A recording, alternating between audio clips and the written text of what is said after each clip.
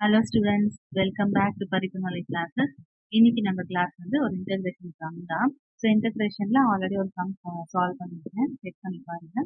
So இது 12th standard மேத்ஸ்ல cover ஆகும். So இந்த சம் வந்து ஃபங்க்ஷன் இப்போ ஒரு ஃபங்க்ஷனுக்குள்ள, அதாவது ஒரு ஃபங்க்ஷனுக்குள்ள இன்னொரு ஃபங்க்ஷன் சப் ஃபங்க்ஷனா வந்துச்சுன்னா ஒரு சப்ஸ்டியூஷன் மெத்தட்ல சால்வ் பண்றது பார்க்கணும். டைரக்டாவுமே போடலாம், ஆனால் சப்ஸ்டியூஷன் மெத்தட்ல எப்படி சால்வ் பண்றதுன்றது இன்னைக்கு எக்ஸ்பிளைன் பண்றேன். டைரக்டா போடுறது வந்து நம்ம நெக்ஸ்ட் வீடியோல பார்க்கலாம்.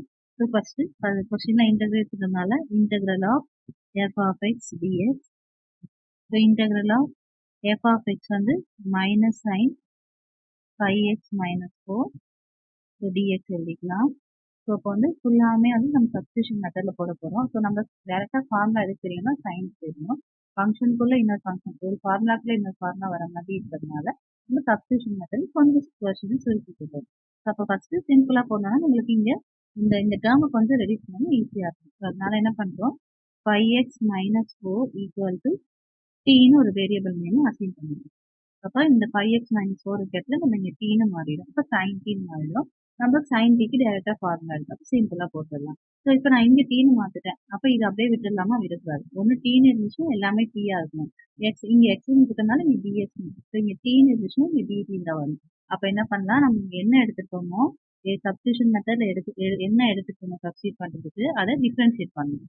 இங்க சப் ஃபங்க்ஷனை எடுத்ததை மட்டும் டிஃபரன்ஷியேட் பண்ணணும். ஃபைனலா தான் இன்டெகிரேட் பண்ண போறோம்.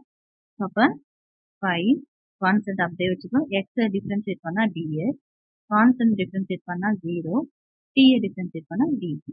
அப்போ 5 dx equal to dt. So நம்மளுக்கு இங்க dx மட்டும் தான் தேவைப்படுது. அப்போ dx மட்டும் வச்சு 5 ஈக்குவல் தாண்டி போனா டிவிஷன் போடுவோம். இப்போ dx இடத்துல நம்ம என்னன்னு சப்ஸ்டியூட் பண்ணிக்கலாம், dt பை 5 சப்ஸ்டியூட் பண்ணிக்கலாம். அப்போ நம்மளோட கொஸ்டின் எடுத்து எழுதுறேன். I equal to minus sign, நம்ம வந்து 5x மைனஸ் 4 t நசிங் போனதுனால இந்த இடத்துல t எழுதிடும். dx இருக்கிறது நம்ம என்ன கண்டுபிடிச்சிருக்கோம், dt பை 5ன்னு. So dt by 5. ஸோ இந்த மைனஸ் 1 பை 5 வெளில எடுத்துடும், கான்ஸ்டன்ட்டை வெளில எடுத்துடும். So minus 1 by 5 integral of sine T dt. இப்போ நம்மளுக்கு அந்த சைன் டி ஃபார்முலா வந்து integration of sine T formula already தெரியும். So minus 1 by 5 integral of sine T வந்து மைனஸ் காஸ் டி.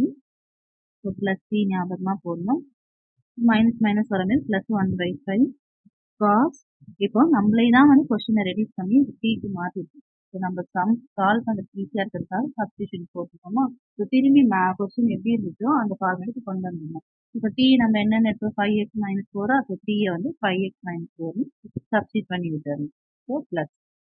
அவ்வளோதான் இந்த சம் புரிஞ்சுக்கணும்னு நினைக்கிறேன். தேங்க்ஸ் ஃபார் வாட்சிங்.